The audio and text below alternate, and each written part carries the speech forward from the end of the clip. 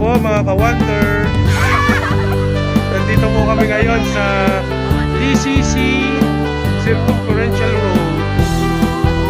Dahil ang HMNI po ay gustong makakita ng